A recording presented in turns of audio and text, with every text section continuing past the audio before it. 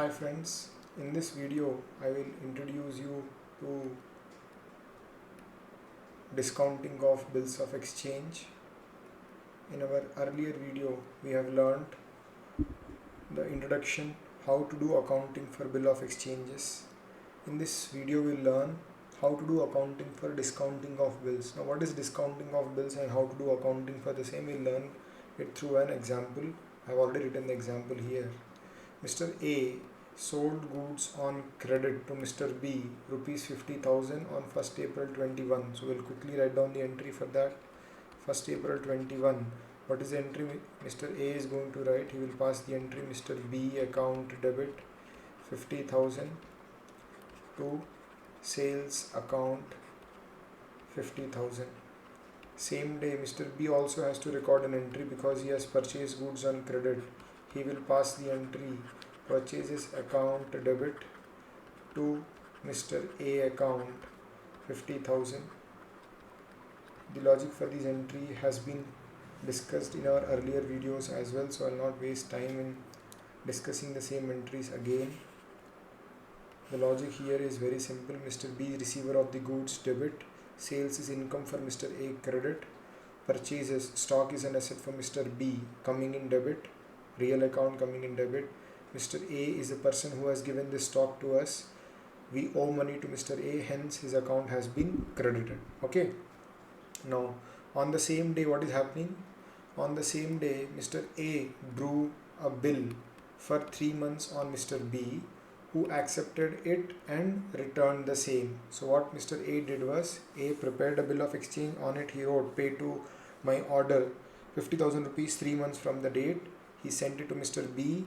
Mr. B wrote the words accepted on the bill and he signed on the revenue stamp which was there on the bill of exchange, and he has now given this bill to Mr. A. So on 1st April 21, A is now receiving an asset. The asset is called as bills receivable. I use the short form B by R. Bills receivable account debit 50,000, real account asset coming in debit. Who gave this bill to him? Mr. B. His account should be credited because he has given an asset to us. On the same day, Mr. B is giving this asset to Mr. B. Now Mr. A is the receiver, hence Mr. A account will be debited 50,000 and bills payable will be credited. This is the same bill, but on this bill Mr. B has to make the payment, hence he calls it as bills payable. On this bill Mr. A has to receive money, that is why he calls it as bills receivable, bill being an asset. So what is the logic? I will write the simple logic here. B by R is real account coming in debit, or we can simply say bills real account coming in debit. Mr. B personal account giver credit. Here Mr. A personal account, he is the receiver of the bill debit. Bill, I call it as bills payable, but bill is a real account, it is going out, hence credit. Now what happens next? Mr. A is having the bill. We know that he is going to get the payment on 1st April is the date of drawing of the bill, plus 3 months time which he has agreed to give, plus 3 days of grace. So he is going to get the payment on 4th July 21. Now the question is, if Mr. A requires money immediately, he cannot wait till 4th July. So what is the option available for him? So what Mr. A does is, on 4th April, that is after 3 days, on 4th April Mr. A discounted the bill with a bank at 12% per annum. Now what happens here is, on 4th April Mr. A approaches a bank. He tells the bank, you take the bill. A says, you take the bill and give some money in return to me. Bank says, yes, I can take the bill and give some money in return, but what is the benefit I am going to get? So it is, bank is saying that it is like a loan, I am going to give it to you because this bill will get converted into cash only on 4th July 2021. So what A was saying to the bank was, A is saying that I have a bill, a valuable legal asset, bank, you please take it and give me some money in return, give a loan to me. Bank says, okay, I can take this bill and give some money in return to you, but because it is in the form of a loan and I am going to get my loan back only on 4th July, I'll get the money back only on 4th July, so I will charge you some interest. A agrees to it. So bank is giving him 50,000 into 12% is the full year interest, because the money is advanced for 3 months, so it will charge 3 months interest here, so the discount will be 1500 rupees. So what the bank says is, the bill amount is 50,000 less discount, or we can call it as interest charged by the bank, 1500. It says we can advance you 48,500 rupees only today, to which Mr. A agrees. So what is the entry we are going to write in the books of Mr. A? A is giving the bill to the bank and he is getting some money in return. Bank is not going to give cash, bank is going to deposit money in his bank account. So money is deposited in my bank account, hence bank account is debited. 48,500. This much money was deposited in my bank account in exchange of an asset which was worth 50,000. I got 48,500 in exchange for an asset worth 50,000. I have lost 1,500, which is a loss for me. Hence, discount account should be debited. What is the logic?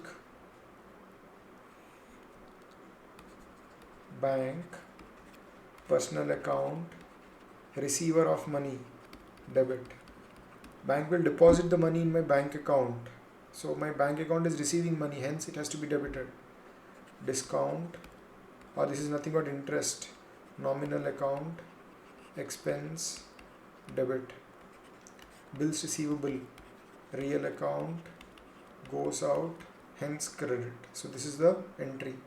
On 4th April 21, there is no entry in the books of Mr. B because Mr. B was not a party to the transaction between Mr.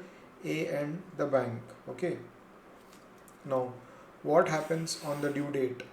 After 3 months, that is on 4th July, what will happen? Let us see what happened.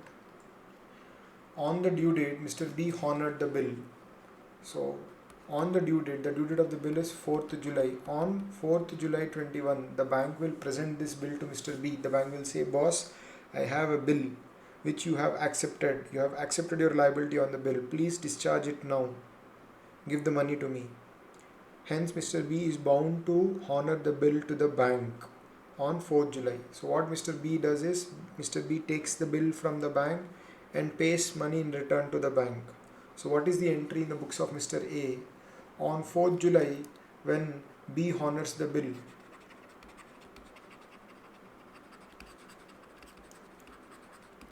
this transaction is taking place between the bank and Mr. B, so there will be no entry in the books of Mr. A. Okay, it's a transaction between bank and bill and bank and Mr. B. On 4th July, what is happening? Mr. B is getting the bill back. Bills payable account debit. I have to extinguish the liability, hence I have to debit it. Or I am getting the bill back, hence I have to debit it. Bills payable. I have to pay money through a check to the bank. To bank 50,000. So what's the logic? Bills payable, within brackets I'll write bills, real account. I am getting the bill back, coming in, hence debit, or you can say personal account liability extinguished, hence debit. Bank, I am issuing a check. Bank, personal account, withdrawal, or we can say giver of money, hence credit. Bank will give money to Mr. B, no, hence bank account has to be credited. Bank gave money to Mr. A, sorry, not our bank has given money to Mr. A's bank account or to the bank which presented the bill. Hence, bank account is recorded as a withdrawal, or we can say our bank is giving money to the person who has presented the bill. Hence, giver credit. If you remember the cash book, we said the debit side was the deposit side in bank book and credit side was the withdrawal side. Because I am making the payment through my bank account, I have credited the account. Okay. If I pay it in cash, then it will be very simple. I'll say cashier. Okay. So what happened was B and the bank presenting the bill. What will happen is B will give money to bank. How will it give money? Through a check, and it will get its bill back. So B is receiving the bill and it is giving a check, hence bill is debited, and because check is issued, bank account is credited. So this is how we record the entry in the books of A and B in the case of discounting of a bill.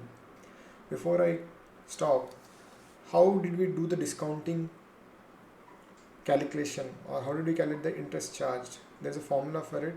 The formula is amount of the bill into rate of interest into unexpired period divided by 12 or 365. In our problem, amount of the bill was 50,000, rate of interest was 12%. On the day when Mr. A went to the bank for getting the bill discounted, there was 3 months of duration left. Unexpired period means what is the time period left for honoring of the bill. So unexpired period was 3 months. Because here it is mentioned in months, we have to use 12. If it was 30 days or say 90 days, then we would have written here 365 days. So this is how we calculate the amount of discount, 1500 rupees. I hope the problem is clear. You will get more clarity as we go on doing some more problems in our future lectures. Thank you.